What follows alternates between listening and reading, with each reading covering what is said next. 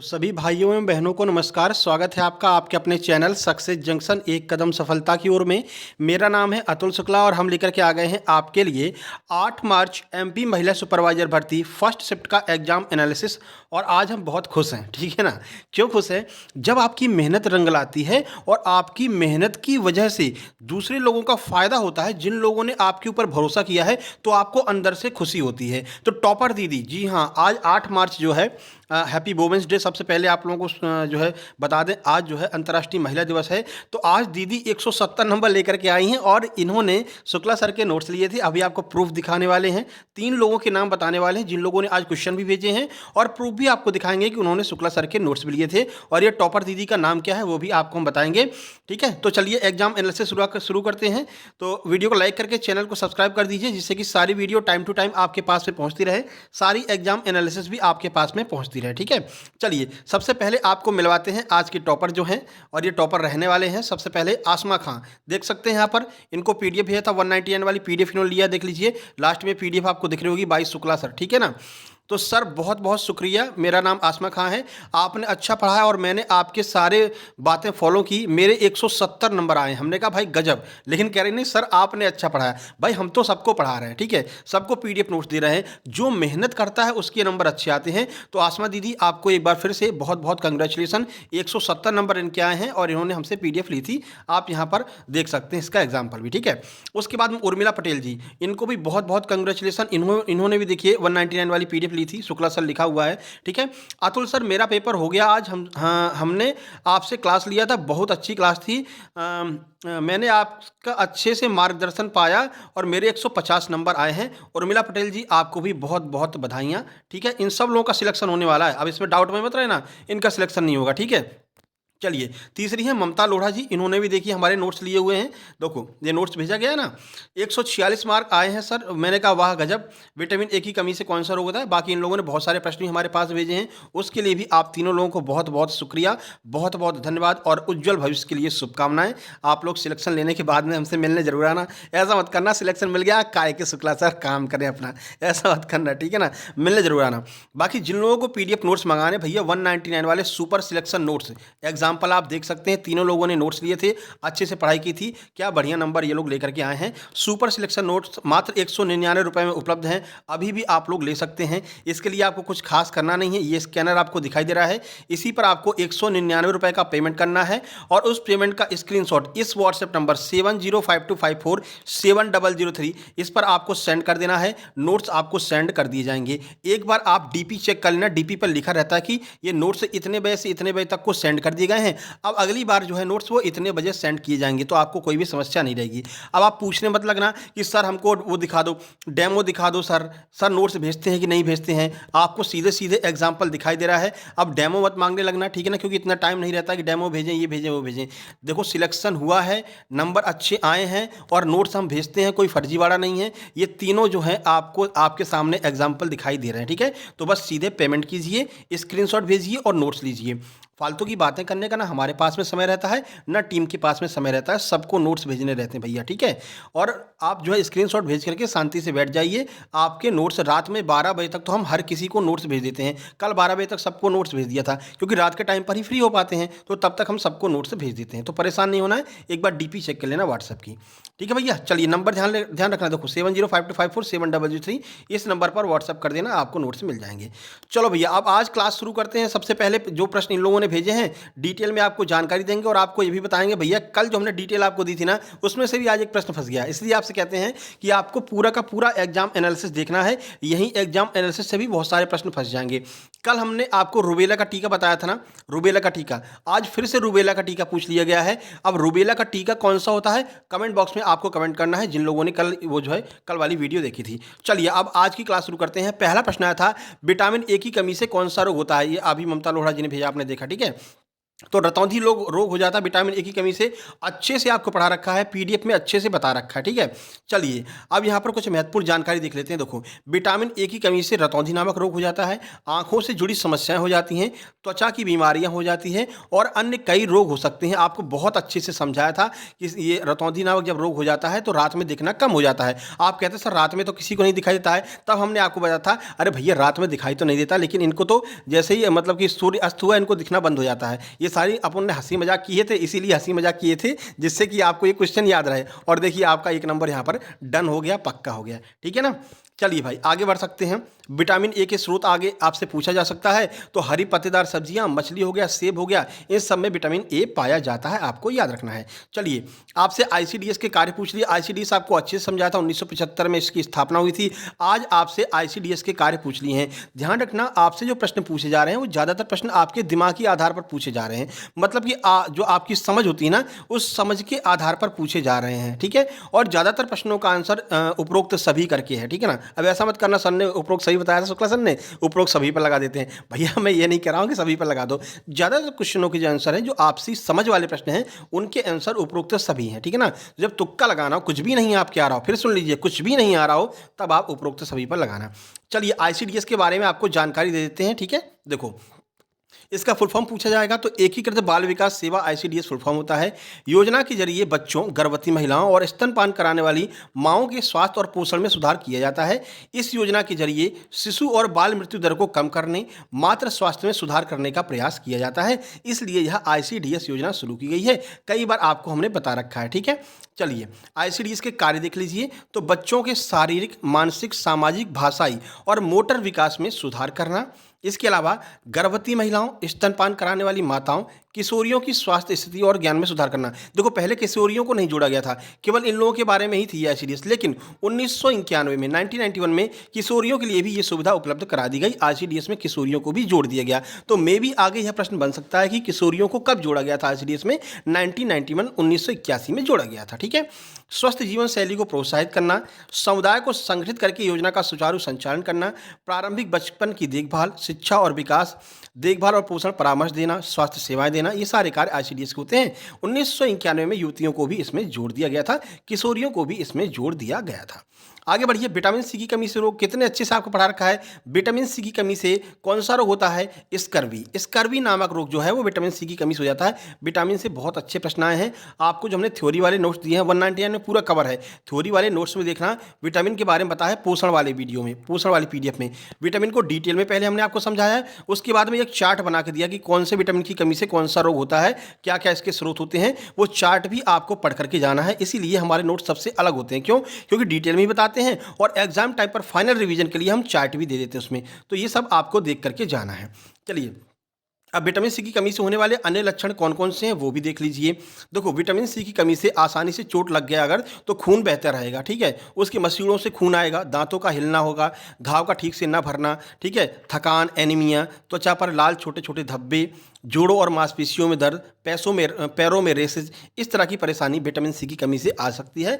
Vitamin C का रासायनिक नाम क्या होता है ये भी आपको आज कमेंट बॉक्स में कमेंट करना है। ये प्रश्न आगे आपसे पूछा जाएगा एग्जाम में। बताइए विटामिन सी का रासायनिक नाम क्या होता है? तुरंत कमेंट बॉक्स में कमेंट कर देना, ठीक है। हम केवल अपना काम नहीं करते, आपसे भी काम करवाते हैं, क्योंकि तभी फायदा मिलेगा, तभी आपको ये चीज़ें याद रहेंगी। भैया आयोडीन की कमी से रोग, अब ये भी हमको बताना पड़ेगा क्या? कितनी बार आपको बताया है आयोडीन की कमी से बच्चों में क्रेटिनिता हो जाती है। अभी कल ही बताया था, ठीक है ना। कल वाला जिन लोगों ने एग्जाम एनालिसिस देखा हो गया, आज उनके 2 से 3 प्रश्न यहाँ पर पक्के हो चुके हैं। एक तो एमआरटी का आ चुका है और ये आपका देखो आयोडीन की कमी से रोग आ चुका है, ठीक है। तो क्रेटिनिता बच्चों में हो जाती है। आज वयस्कों में पूछा गया था, तो वयस्कों में घेंघा रोग हो जाता है, जिसे हम गलगंड कहते हैं, गॉइटर कहते हैं, कल भी आपको बताया था। चलिए देखिए, तो आयोडीन की कमी से कई रोग हो सकते हैं, जैसे कि घेंघा रोग, हाइपोथायराइडिज्म और बांझपन और क्रेटिनिज्म, ये सारी समस्याएं हो सकती हैं। इसी को वामनता कहते हैं। देखो कौन कौन से मुख्य रोग हैं वो जरा सा देख लेते हैं, थोड़ी थोड़ी सी जानकारी ले लेते हैं। घेंघा, आयोडीन की कमी से थायराइड ग्रंथि बढ़ जाती है, जिसे हम घेंघा रोग कहते हैं, इसी को गॉइटर कहते हैं, इसी को गलगंड कहते हैं, ठीक है। बाकी है हाइपोथायराइडिज्म, इसमें क्या होता है, आयोडीन की कमी से थायराइड ग्रंथि कम सक्रिय हो जाती है। अगर ज़्यादा सक्रिय हो जाती है तो हाइपर हो जाता है, कम सक्रिय हो जाती है तो हाइपो हो जाता है, ये भी आपको ध्यान रखना, ठीक है, जिसे हम हाइपोथायराइडिज्म कहते हैं। अब इसके बाद है बांझपन। तो देखो आयोडीन की कमी से पुरुषों और महिलाओं दोनों में बांझपन की समस्या हो सकती है। ठीक है, T3, T4, TSH ये टेस्ट इसमें कराए जाते हैं, ये भी आपको थोड़ा सा ध्यान रखना है। उसके बाद है क्रेटिनिज्म, जिसे हम वामनता कहते हैं। तो गर्भावस्था के दौरान आयोडीन की कमी से भ्रूण में क्रेटिनिज्म हो सकता है। क्रेटिनिज्म में बौद्धिक अक्षमता, बधिरमुखता और मोटर स्पेसिटी जैसी समस्याएं हो सकती हैं। ये बच्चों में होता है जो भ्रूण में बच्चा पल रहा होता है। ठीक है, आगे सारी चीज़ें समझ में। अब यहाँ से भी प्रश्न आगे आपके एग्जाम में बनेगा, टाइम टू टाइम आपको हम बताते चलेंगे। चलिए अगला प्रश्न है, देखो अगला क्वेश्चन है, रिकेट्स रोग किस विटामिन की कमी से हो जाता है? तो भैया विटामिन डी की कमी से रिकेट्स नामक रोग हो जाता है। 4 से 5 बार आपको हमने ये प्रश्न पढ़ाया था, ठीक है ना, और अपने प्रैक्टिस सेट में भी करा रखा है। ब्रह्मास्त्र जो आपको दिया था, जिसकी पीडीएफ आपको दी जाएगी, ब्रह्मास्त्र में भी कराया था, मैराथन में भी कराया था, टॉप 100 में भी कराया था। ठीक है, और देखो ये प्रश्न छप रहे हैं। टॉप 100 अपनी जलवा बिखेर रही है, जो हमने टॉप 100 की पीडीएफ दी है ना 199 में, और टॉप 100 अपने जलवे पर है। ठीक है, सारे एक्ट के प्रश्न उसमें से आ रहे हैं, सारे विटामिन के प्रश्न वहीं से आ रहे हैं। जितनी भी टॉप 100 हमने आपकी पीडीएफ बनाई है उसको देख लेना भाई। उसमें क्या होता था कि हम मेन टॉप 100 प्रश्न, जैसे कि एक टॉप के ले लिया अधिनियम, तो अधिनियम के जो मेन टॉप 100 प्रश्न है वो हम करा दिए। उसके बाद में शारीरिक ज्ञान ले लिया, उसके जो मेन टॉपिक जो आपके टॉप 100 प्रश्न है वो करा दिए। कंप्यूटर के टॉप 300 प्रश्न कराए हैं। कंप्यूटर तो उसमें से ही आएगा, वही पढ़ के जाओ, उससे एक भी प्रश्न बाहर नहीं आएगा। अभी आपको दिखाएंगे, कंप्यूटर के प्रश्न भी दिखाएंगे। ठीक है, चलिए विटामिन डी की कमी से रिकेट्स हो जाता है। देखो रिकेट्स रोग विटामिन डी की कमी से होता है। यह एक हड्डी रोग है जो शिशुओं और छोटे बच्चों को प्रभावित करता है। रिकेट्स होने पर हड्डियां कमजोर और नरम हो जाती हैं। रिकेट्स होने के कारण क्या होता है? तो विटामिन डी की कमी होगी, कैल्शियम की कमी होगी, आनुवांशिक दोष होगा, या कोई अन्य स्वास्थ्य स्थिति की वजह से रिकेट्स नामक रोग हो जाता है। तो कुपोषण से भी 2-3 प्रश्न मिले हैं। चलिए अगला क्वेश्चन आईसीएमआर से आया था। आईसीएमआर की भी पीडीएफ हमने आपको दे रखी है।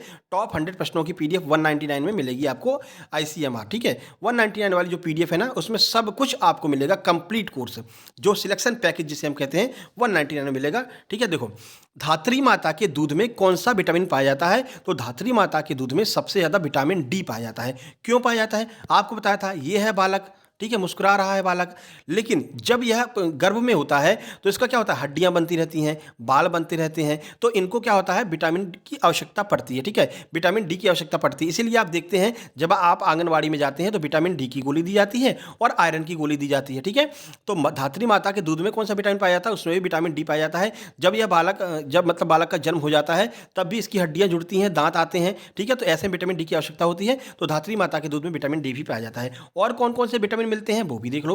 तो देखो स्तनपान कराने वाली, हमने कहा था धात्री माता का अर्थ है स्तनपान कराने वाली माता, तो स्तनपान कराने वाली मां के दूध में vitamin A, B1, B2, B6, B12, D और आयोडीन जैसे कई विटामिन पाए जाते हैं। तो बी कॉम्प्लेक्स आपका पाया जाता है। विटामिन B12 के बारे में बताया था आपको कि विटामिन B12 से प्रश्न आएगा कि कौन से विटामिन में कोबाल्ट नामक धातु पाई जाती है? विटामिन B12 में। इसका रासायनिक नाम क्या है? साइनोकोबालामिन। ये सब आपको हमने करा रखा है अच्छे से। ठीक है, चलिए भाई कुछ अन्य जानकारी देख लीजिए। स्तनपान कराने वाली माता के दूध में विटामिन डी की मात्रा इस बात पर निर्भर करती है कि मां के शरीर में विटामिन डी का स्तर कितना है। हालांकि स्तनपान कराने वाली मां के दूध में विटामिन डी की मात्रा शिशुओं की जरूरतों को पूरा करने के लिए काफ़ी कम होती है, मतलब ज़्यादा विटामिन डी नहीं होता है, लेकिन इतना पर्याप्त होता है कि शिशु के जो हड्डियों का निर्माण हो सके, शिशु के दांत का निर्माण हो सके। ठीक है, तो विटामिन डी की जो गोली दी जाती है इसीलिए दी जाती है जिससे कि आपके जो दूध निकल रहा है उसमें विटामिन डी अच्छी खासी मात्रा में निकले, जिससे कि बच्चे को पर्याप्त मात्रा में विटामिन डी मिल सके। चलिए आगे बढ़ते हैं। अगला क्वेश्चन, स्वास्थ्य परीक्षण का गर्भ पर क्या प्रभाव पड़ता है? तो भैया स्वास्थ्य परीक्षण का गर्भ पर पॉजिटिव और नेगेटिव दोनों इंपैक्ट पड़ता है, लेकिन हम क्या करते हैं?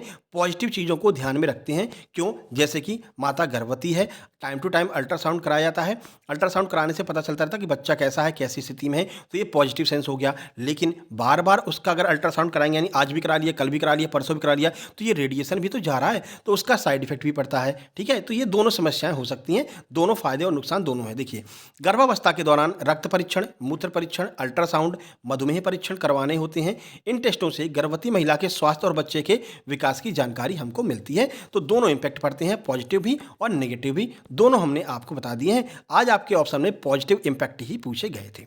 चलिए देखो सामान्य ज्ञान की ओर चलते हैं। सामान्य ज्ञान में आज आपसे बीसीजी का टीका पूछा था, कितने अच्छे से आपको बीसीजी करा रखा है। चलिए देख लेते हैं बीसीजी का टीका क्यों लगाया जाता है। ठीक है, और ये बीसीजी नाम नहीं दिया था आज उन्होंने तपेदिक नाम दे रखा था कि तपेदिक का टीका क्यों लगाया जाता है। ठीक है, तो चलिए देखते हैं।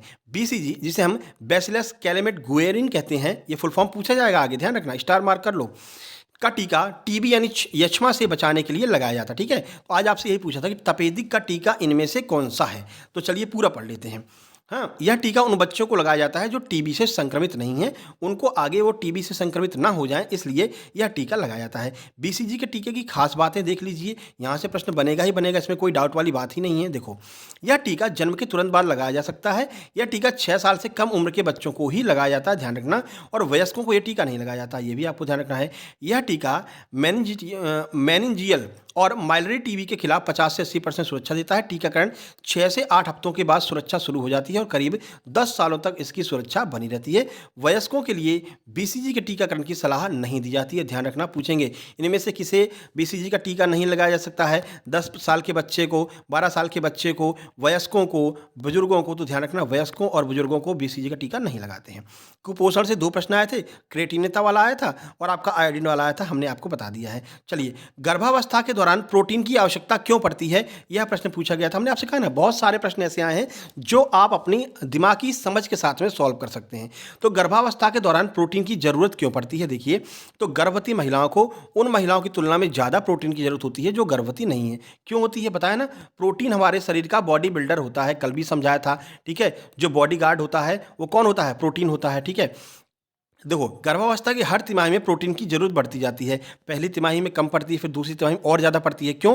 क्योंकि बच्चे का निर्माण हो रहा है और बच्चे के निर्माण के लिए हमें प्रोटीन की आवश्यकता बढ़ती जाती है। विशेषज्ञ प्रतिदिन 75 से 100 ग्राम प्रोटीन लेने की सलाह देते हैं। आईसीएमआर वाली पीडीएफ में आपको ये बात बता रखी है, ठीक है। प्रोटीन की जरूरत वजन और तिमाही पर निर्भर करती है कि कितना आपका वजन है, कौन सी तिमाही आपकी चल रही है, उसके आधार पर प्रोटीन आपको लेना चाहिए। देखो, हमारी क्लास में आए हैं तो टाइम निकाल करके आइए। क्यों? क्योंकि हम पूरा डिटेल में कराते हैं, ऐसा नहीं 2 क्वेश्चन करा दिए फिर एक और वीडियो बना दी फिर 2 क्वेश्चन करा दिए, ऐसा अपना काम नहीं भैया। एक बार पूरे क्वेश्चन कलेक्ट कर लेंगे, जिन लोगों ने पेपर दिया है वो लोग क्वेश्चन भेजते हैं, क्वेश्चन कलेक्ट किए, उसकी पूरी जानकारी निकाली, डिटेल में जानकारी पीडीएफ बनाई, उसके बाद में वीडियो लेकर के आते हैं। इसलिए हमारा वीडियो थोड़ा सा लेट आता है लेकिन पूरा कंप्लीट आता है, जिससे कि आपके आगे के भी एग्जामों में 5 से 6 नंबर तो आपको इसी एनालिसिस से ही मिल जाए, ठीक है ना। तो ध्यान रखना, पूरा वीडियो आपको देखना है और आपका भी एग्जाम है तो भैया हाथ जोड़कर विनम्र निवेदन है कि आप जो है मतलब अपने प्रश्नों को जरूर भेजना, जो व्हाट्सएप नंबर दिया गया उसी पर। ऑक्सीजन का शरीर में क्या कार्य है? तो सबको पता है, कितनी बार बताया है, ऑर्गन्स को शक्ति प्रदान करने का काम ऑक्सीजन के द्वारा किया जाता है। ऑक्सीजन शरीर में कौन पहुंचाता है? आरबीसी, रेड ब्लड कार्पल्स जो है ये ऑक्सीजन को शरीर में पहुंचाती है। डब्ल्यूबीसी क्या करता है? व्हाइट ब्लड कार्पल्स क्या करती हैं? तो ये प्रतिरक्षा शक्ति को बढ़ाती हैं। ये दोनों प्रश्न आपके एग्जाम में आगे आने वाले हैं। 101% शुक्ला सर ने कह दिया तो बस कह दिया। आरबीसी का फुल फॉर्म आएगा, डब्ल्यूबीसी का फुल फॉर्म आएगा, आरबीसी का कार्य आएगा, डब्ल्यूबीसी का कार्य आएगा, बता दिया आपको। आगे बढ़ लो भैया। एमएस वर्ल्ड का फाइल एक्सटेंशन, चलिए यहाँ पर देख लेते हैं। कंप्यूटर बहुत अच्छे से आपको पढ़ा रखा है, एमएस वर्ल्ड, एमएस ऑफिस, इसकी पीडीएफ अलग से दे रखी है, इसकी अलग से दी है हमने। MS world, MS office, power point, internet, इनकी पीडीएफ अलग से दी है हमने, ठीक है। वहीं से प्रश्न आज फंसे हैं। देखो, तो इसका क्या होता है एक्सटेंशन? 2007 का जब पहले आया करता था तब इसका एक्सटेंशन .doc होता था, अब .docx हो गया है। देख लेना क्या आपके ऑप्शन दिया गया था, ठीक है। उसके बाद में SEO का पूर्ण रूप पूछा गया था, तो सर्च इंजन ऑप्टिमाइजेशन SEO का फुल फॉर्म होता है। कल वाली वीडियो भी देख लेना, ठीक है ना, क्योंकि वो प्रश्न भी रिपीट हो सकते हैं। देखो, रिपीट हुए ही है, MR वाला रिपीट हो गया है, ठीक है, इसीलिए कह रहे हैं डेली की वीडियो देखो। MS एक्सेल संख्याओं को जोड़ने के लिए कौन सा फंक्शन काम में आता है MS एक्सेल में? तो सम फंक्शन का यूज किया जाता है संख्याओं को जोड़ने के लिए। चलिए, मैथ के 5 प्रश्न आए थे और मैथ का एक प्रश्न तो दीदी ने भेज ही दिया है। 2 लोग कोई कार्य मिलकर के 15 दिन में करते हैं, एक व्यक्ति अकेला उसे कितने दिन में कर सकता है? कुछ इस तरह का क्वेश्चन आया था, हालांकि एग्जैक्ट क्वेश्चन नहीं भेज पाई है लेकिन इस तरह का टाइम एंड वर्क का क्वेश्चन आया था। चलिए, एक प्रश्न आपका एवरेज से था, एक प्रश्न आपका परसेंटेज का था, एलसीएम एचसीएफ से एक प्रश्न और साधारण ब्याज का एक प्रश्न, औसत का एक प्रश्न। आज डीआई नहीं आई है, डेटा इंटरप्रिटेशन नहीं आया है, लेकिन ध्यान रखना आगे के एग्जाम में डीआई आएगा, ठीक है। T20 मैथ की T20 सीरीज में हमने डीआई को करा रखा है, वो भी आप देख लेना। चलो भैया, रीजनिंग की बात कर लेते हैं। 5 प्रश्न रीजनिंग के आए हैं, बिल्कुल समस्या नहीं है, 10 प्रश्न आ रहे हैं मैथ रीजनिंग के। तो जिनका मैथ रीजनिंग खत्म है नहीं समझ में आ रहा है, ज़्यादातर लोगों का होता है, तो परेशान नहीं होना, ठीक है, हंसते हंसते जाना, ठीक है, तुक्का तो लगा के आना ही आना है। चलो भैया, सीरीज के 2 प्रश्न आए हैं, कोडिंग डिकोडिंग के सबसे ज़्यादा 2 से 3 प्रश्न कोडिंग डिकोडिंग के आ रहे हैं भैया, अच्छे से तैयारी करके जाना कोडिंग डिकोडिंग की। और रक्त संबंध का एक प्रश्न आया है। कोडिंग डिकोडिंग कैसे सॉल्व होती है बता रखा है, ABCD के नंबर याद कर लो, बस पहले पर A, दूसरे पर BC, इनका अपोजिट याद कर लो, समझ लो 2 से 3 नंबर पक्के हो गए आपके, ठीक है। ऐसे ही प्रश्न आ रहे हैं एकदम सिंपल सिंपल से। चलिए, बाकी जिन लोगों को देखना हो भैया तो हमने वीडियो बना रखी है, अलग से प्लेलिस्ट बना रखी है। सक्सेस जंक्शन जो आपका चैनल है, इसी चैनल के अंदर प्लेलिस्ट देखना, महिला परीक्षक फ्री क्लास के नाम से पीडीएफ वो है आपका प्लेलिस्ट है। बहुत सारी वीडियो डली हैं, सारी मैराथन डली हैं, सब कुछ वहाँ पर है, तो वो भी आप देख सकते हैं अगर आपके पास में टाइम है। और टाइम तो आप देखो बचा नहीं है, तो आप सीधे सीधे पीडीएफ मंगा लीजिए 199 की और अच्छे से तैयारी करने में लग जाइए। ठीक है, चलो शैशवा अवस्था का टाइमिंग क्या होती है, समय क्या क्या होता है, ये पूछा गया था। पहले पूछा था कि बाल्यावस्था का टाइम क्या होता है, तो सबको पता है 7 से 12 होता है। उसमें से पूछा था कि बाल्यावस्था की शैशवावस्था का टाइमिंग क्या होती है, तो चलिए देख लेते हैं। देखो, शैशवावस्था की अवधि जन्म से 2 साल तक, ध्यान रखना अवस्था से प्रश्न बन रहे हैं, आगे भी बनेंगे। जन्म से 2 वर्ष तक होती है। इसे शैशव काल भी कहा जाता है। इस अवधि में शिशु का शारीरिक, गत्यात्मक और स्नायिक विकास होता है। शैशवावस्था की विशेषताएं देख लीजिए। शैशवावस्था में बच्चा अपने आसपास के लोगों को देखकर उनकी तरह व्यवहार करता है और नई चीज़ें सीखता है। जो आपके दिमागी समझ पर प्रश्न आ रहे हैं ना, वो इसमें से ऐसे ही आ रहे हैं। ठीक है, शैशवावस्था में बच्चे की व्यक्तिगत नींव बनती है। बच्चे के हाथ पैर तेजी से विकसित होते हैं। एक फेसबुक पेज हमने बना रखा है, सक्सेस जंक्शन के नाम से है। वहाँ पर हम डेली आर्टिकल डालते हैं। आज 3 आर्टिकल हम डालेंगे, आप लोग देख लेना। आयोडीन पर डालेंगे क्योंकि यहाँ से प्रश्न बन रहा है, और 2 आर्टिकल और डालेंगे। फेसबुक पर पेज है सक्सेस जंक्शन के नाम से। हमारा सिल्वर प्ले बटन लगा है उस पर, प्रोफाइल पर, और 1.4K से ऊपर सब्सक्राइबर अब हो चुके हैं। उसको आप लोग ज्वाइन कर लेना, शांति से फेसबुक पे जाना, सर्च करना, ज्वाइन कर लेना। नहीं तो डिस्क्रिप्शन में हम उसकी लिंक भी डाल देंगे, वहाँ से भी ज्वाइन कर लेना। वहाँ पर क्या है, हम छोटे छोटे आर्टिकल जिन पर वीडियो नहीं बनाई जाती है, छोटे छोटे पर क्या वीडियो बनाएं, तो वो हम वहाँ पर डाल देते हैं। ठीक है, चलिए बाकी ये सारी चीज़ें दी गई हैं। हाँ भैया, शाला पूर्व शिक्षा बहुत अच्छे से करके जाना, इस पर भी आर्टिकल बना देंगे। 4 प्रश्न शाला पूर्व शिक्षा, वही आंगनवाड़ी वाली बात बताया था ना। आंगनवाड़ी शाला पूर्व शिक्षा से अर्थ है कि स्कूल जाने से पहले उनको शिक्षा दी जाती है। कहाँ पर, आंगनवाड़ी में बुलाया जाता है, आओ बच्चे, नन्हे मुन्ने बच्चे आओ, तुमको स्कूल जाना सिखाएंगे। प्यार से ले जाते हैं, फिर दलिया वलिया खिलाते हैं उनको बढ़िया से। ठीक है ना, तो वो सारी चीज़ें क्यों की जाती हैं, जिससे कि बच्चे स्कूल जाने से डरे नहीं, और वो शाला पूर्व शिक्षा होती है, जिसे हम आंगनवाड़ी कहते हैं। 4 प्रश्न यहाँ से आए हैं। विशेष आवश्यकता वाले बच्चों से भी 2 प्रश्न आए हैं। एक प्रश्न आपका संरचनात्मक बच्चे, क्रिएटिव जो बच्चे होते हैं वहाँ से आए हैं। चलिए प्रबंधकीय कौशल की ओर चलते हैं, मैनेजियल स्किल। देखो, सबसे पहले संघर्ष के ऊपर एक पैराग्राफ आया था, यहाँ से 9 प्रश्न बने थे और सिंपल प्रश्न थे, बिल्कुल भी आपको समस्या नहीं होनी चाहिए। पैराग्राफ पढ़ते जाइए, क्वेश्चन सॉल्व करते जाइए। ठीक है ना, इस तरह के प्रश्न आए थे। 9 प्रश्न पैराग्राफ से, संघर्ष के ऊपर पैराग्राफ था। उसके बाद भैया अनौपचारिक संगठन क्या उदाहरण, कल ही आपको बताया था, औपचारिक अनौपचारिक दोनों में डिफरेंस बता दिया था। देखो आज प्रश्न आ गया है, क्या पूछा है, अनौपचारिक संगठन का उदाहरण क्या होगा, तो दोस्त और परिवार ये अनौपचारिक संगठन के उदाहरण होते हैं। आपको समझाया था ना, फिर से समझा देते हैं। ये है औपचारिक, ये है अनौपचारिक। औपचारिक में क्या होता है, नियम कायदे कानून होते हैं, इन्हीं नियमों में आपको चलना है, तो वो औपचारिक संगठन होता है, जिसे हम फॉर्मल कह सकते हैं। फॉर्मेलिटीज मत दिखाओ यार, क्यों, क्योंकि नियम कायदे कानून मत दिखाओ। ठीक है, दोस्तों में परिवार में नियम कायदे कानून नहीं चलते हैं। ठीक है, तो जो औपचारिक संगठन होते हैं उसमें आपका स्कूल आ जाएगा, ऑफिस आ जाएगा, ठीक है, एजी ऑफिस आ जाएगा, मतलब जहां पर बहुत सारे नियम कायदे कानून होते हैं वो आपके औपचारिक होते हैं। अनौपचारिक क्या होता है, जहां पर कोई कायदे कानून नहीं है, आप अपने दोस्त को बोल सकते हो अबे इधर आ जा, अबे वो 2 लगा दूंगा, अबे जा रहा है कि नहीं जा रहा है, कैसे भी आप बोल सकते हो। तो ये क्या होता है, अनौपचारिक होता है, इनफॉर्मल होता है। ठीक है, इसका उदाहरण आपके दोस्त हो जाएंगे, परिवार हो जाएगा, आपके आपसी ग्रुप्स हो जाएंगे। ठीक है, यहाँ पर आप कैसे भी बात कर सकते हो, कुछ भी कह सकते हो अपने दोस्तों को। समझ गए औपचारिक क्या होता है, अनौपचारिक क्या होता है, समझ गए। इसी में से प्रश्न बन रहे हैं। ठीक है, 3 से 4 प्रश्न औपचारिक और अनौपचारिक से बन रहे हैं। अच्छे से समझा दिया है, दिमाग में बैठ गया होगा, आप अपनी दिमागी समझ के आधार पर इन प्रश्नों को आगे सॉल्व करके आएंगे। ठीक है भैया, बाकी मोबाइल संचार के बारे में बता रखा है। मोबाइल संचार द्विदिशीय होता है, दोनों तरफ होता है। आपको कल भी बताया था, आज भी प्रश्न आया है कि ये आप हैं, ये वो हैं आपके, आपने यहाँ से मैसेज भेजा, इन्होंने यहाँ से भेजा, ये आपके प्रत्येक बात का जवाब दे रहे हैं, आप इनको जवाब दे रहे हैं, आपने वीडियो कॉल किया, इन्होंने वीडियो कॉल किया, यानी आप जो है द्विदिशीय संचार चल रहा है और लगातार संचार चल रहा है, दोनों दिशाओं से संचार, तो इसको हम द्विदिशीय संचार कहते हैं। ठीक है, उदाहरण क्या हो जाएगा, मोबाइल हो जाएगा। टीवी, रेडियो, ये क्या होता है, ये एक दिशी संचार होता है, मतलब कि टीवी पर जो एंकर आपको न्यूज़ सुना रही है, तो वो बोल रही है, तो वो वही बोल रही है, तुम सुनोगे, तुम कुछ कह नहीं सकते उससे कि नहीं तू ये मत बोल, ऐसा मत बोल, वैसा मत बोल, नहीं कह सकते। क्यों, इसको हम एक दिशी संचार कहते हैं। जो वो बोलेगी वही आपको सुनना पड़ेगा, वही मन की बात अपनी बोल दी, तुम सुनो चाहे मत सुनो, तुम उनको कुछ नहीं कह सकते हो। ठीक है, अब तो समझ में आ गया होगा। ठीक है, चलिए तो समझ गए मोबाइल संचार क्या होता है, एक दिशी संचार क्या है, द्विदिशीय संचार क्या होता है, दोनों आपको समझा दिया है। चलिए भैया, नेतृत्व से 2 प्रश्न आए थे, आज पता नहीं चल पाया क्या प्रश्न आया था, कल पता चल गया था।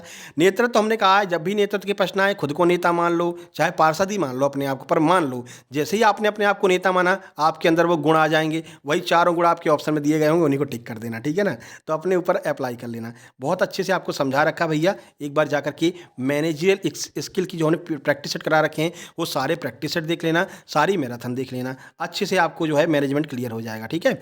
चलिए, योजना पूछिए भैया, प्रधानमंत्री जन आरोग्य योजना, कल जननी सुरक्षा पूछी थी, आज जन आरोग्य पूछी है, और योजनाओं के बारे में अलग से पीडीएफ दे रखी है सबको, ठीक है? टॉप 100 योजनाओं की पीडीएफ दे रखी है, टॉप 100 पंचवर्षीय योजनाओं की पीडीएफ दे रखी है, और क्या करें भैया बताओ और क्या करें? चलो देखो, प्रधानमंत्री जन आरोग्य योजना, तो यह एक महत्वपूर्ण कदम के रूप में केंद्रीय मंत्रिमंडल ने 11 सितंबर 2024 को आयुष्मान भारत प्रधानमंत्री जन आरोग्य योजना ABPMJAY के नाम से इसको शुरू किया था, ठीक है? इस निर्णय के तहत 70 वर्ष और उससे अधिक आयु के सभी वरिष्ठ नागरिकों को उनकी आय की परवाह किए बिना स्वास्थ्य कवरेज मिलेगा, चाहे कितनी भी उनकी आय हो, 50 लाख आय हो, कोई फर्क नहीं पड़ता है। 70 साल से अगर आप अधिक हैं तो आपको जो है स्वास्थ्य कवरेज मिलेगा, सारी सुविधाएं आपको मिलेंगी, ठीक है?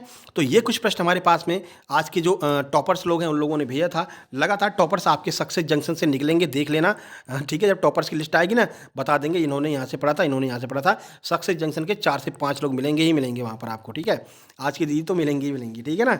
चलिए, तो ये व्हाट्सएप नंबर है, मैसेज करके आप लोग पीडीएफ नोट्स मंगवा सकते हैं। एक बार ये फेसबुक पेज है, इसको भी ज्वाइन कर लेना। सक्सेस जंक्शन लाइव के नाम से टेलीग्राम चैनल है, उसको भी ज्वाइन कर लेना। और हमने व्हाट्सएप का ग्रुप बना रखा है, लिंक डिस्क्रिप्शन बॉक्स में है, व्हाट्सएप ग्रुप भी आप लोग ज्वाइन कर लेना, ठीक है?